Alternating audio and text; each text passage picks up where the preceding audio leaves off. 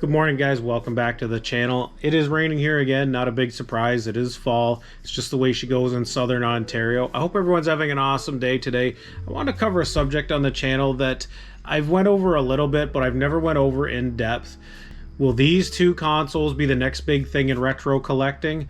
Let's talk about it.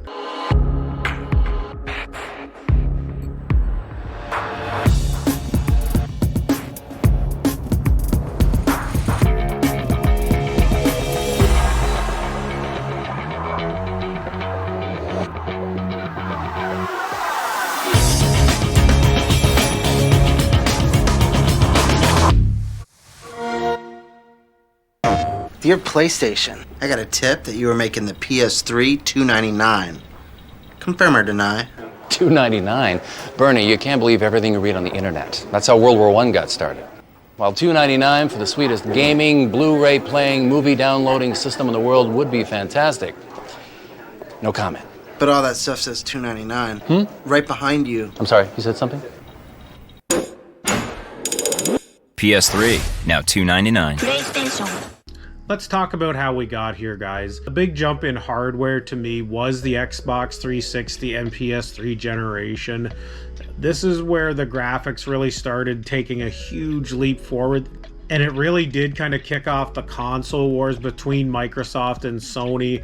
I know they had previous iterations, but this was the big one where Microsoft kind of really went for it and they started being a true competitor to the PlayStation. I believe these consoles will have a nostalgic boom, and I'm just going to go over some of the reasons why, guys, and you can let me know in the comments below your thoughts on this, and we'll move right along here. So first is the actual nostalgia of these consoles. Now, to me, the 360 generation was my favorite generation of gaming. There's a lot of people are in the same boat. Older generations had some sort of nostalgia for people, but to me, this is when I had the most fun gaming. It's when most of the good titles that I really liked were coming out. It really did hook me into gaming in general after a hiatus.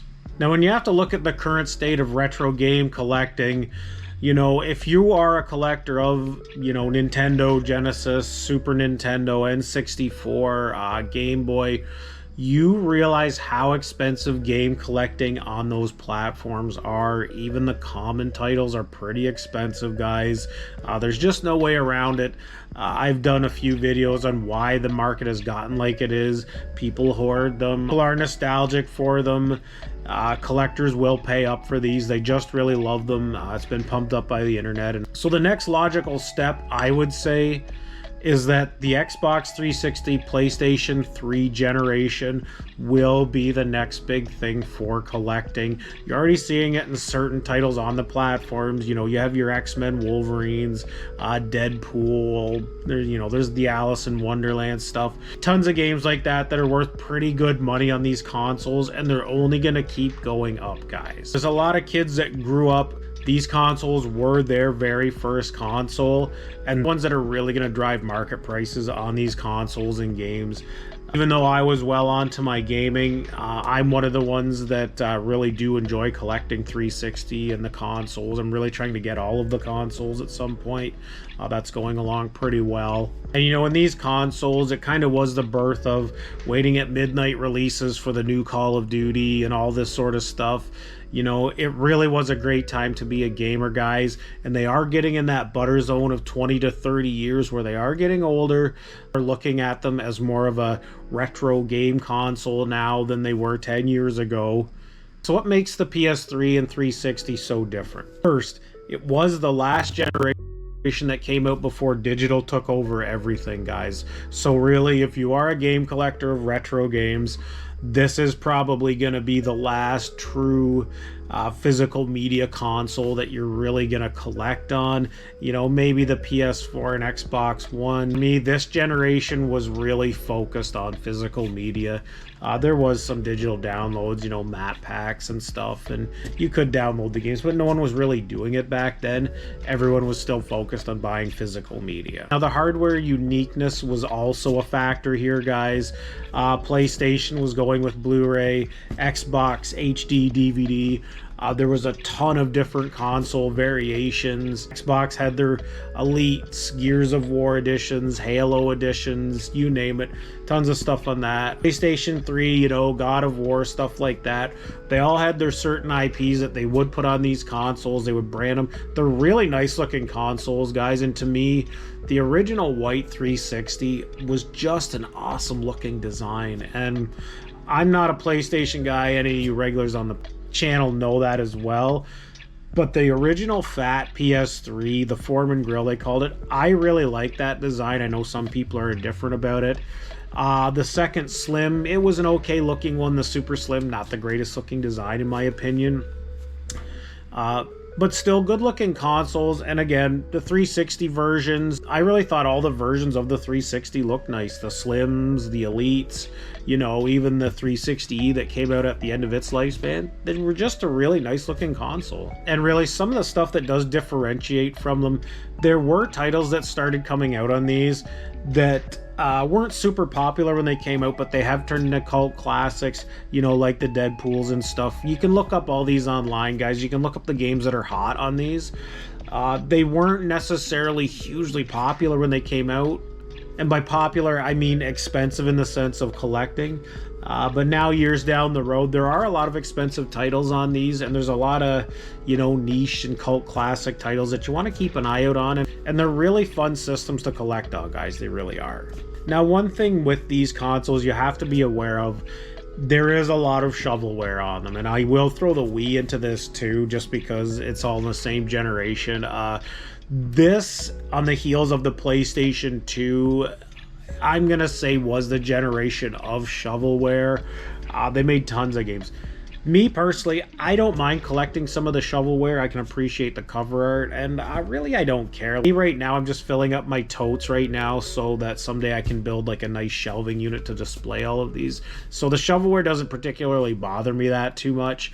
But if you want to collect just the certain games you like and, you know, games that are highly sought after, then you probably want to stay away from the shovelware, guys. They probably won't go up in value. Don't expect them to be an investment or anything like that. Just a time in gaming where everyone was getting into it, the systems were really popular, and gaming was just booming in general.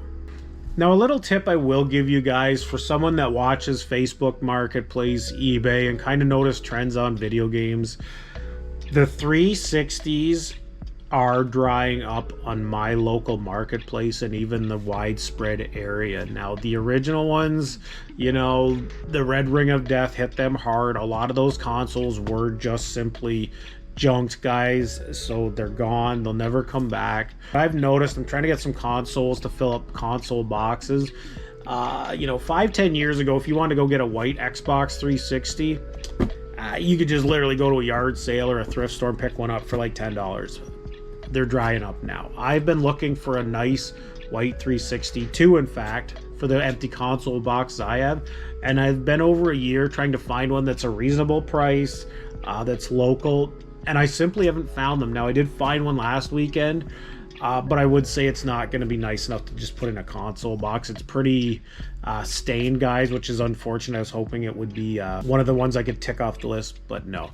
So you yourself, if you want to do this, go on Facebook Marketplace or your local buy and sell groups or whatever. See how many Xbox 360s there are, and even PlayStation 3s in general.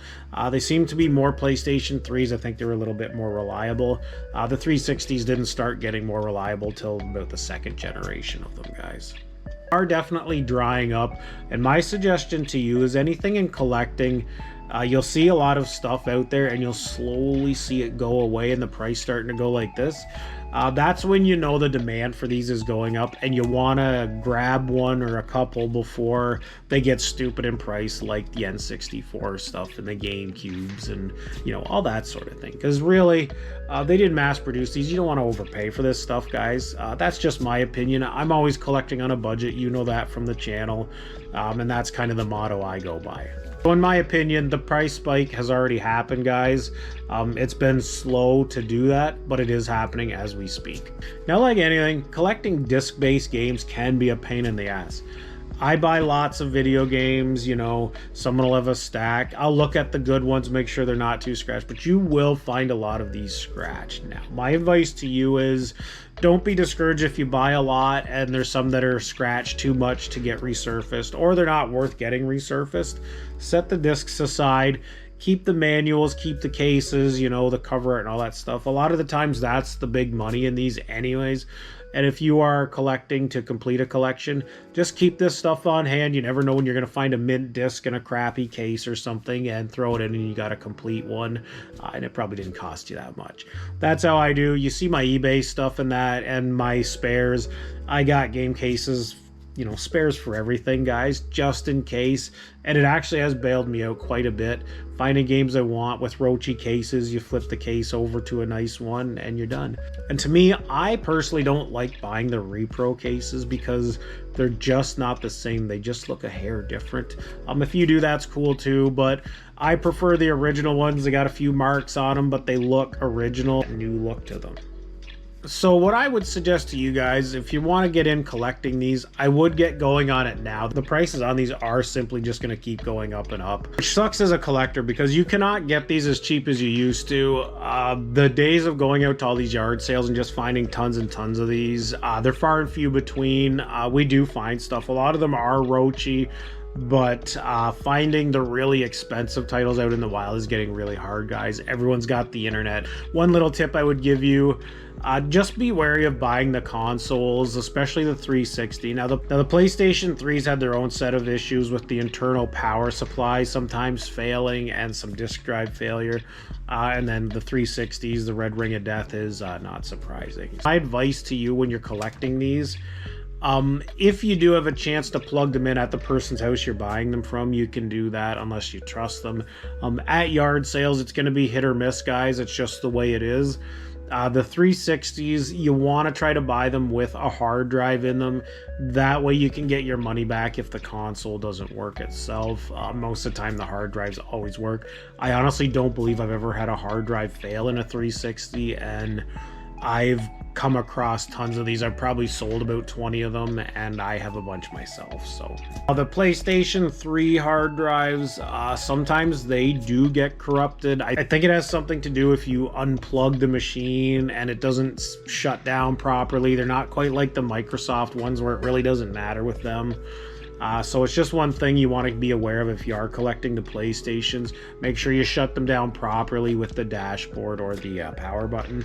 Don't just switch them off or unplug them or something like that. You could screw them up. And that's just a tip. So really, guys, if you want to kind of get in on the mid to low ground floor on these, now's the time to do it. Mark my words on it. The prices of these are going to go up in value. Especially the 360 store is now closed. I would assume the same sort of deal with the PlayStation 3. It will happen, or it has happened. I don't know. I haven't followed that closely. But you heard it here. Get in on it. These are the consoles to collect on, guys. And as always, if you have any comments, let me know below. Please like and subscribe. As always, guys, I really appreciate all the input. Have an awesome day, and I will see you on the next one. Peace.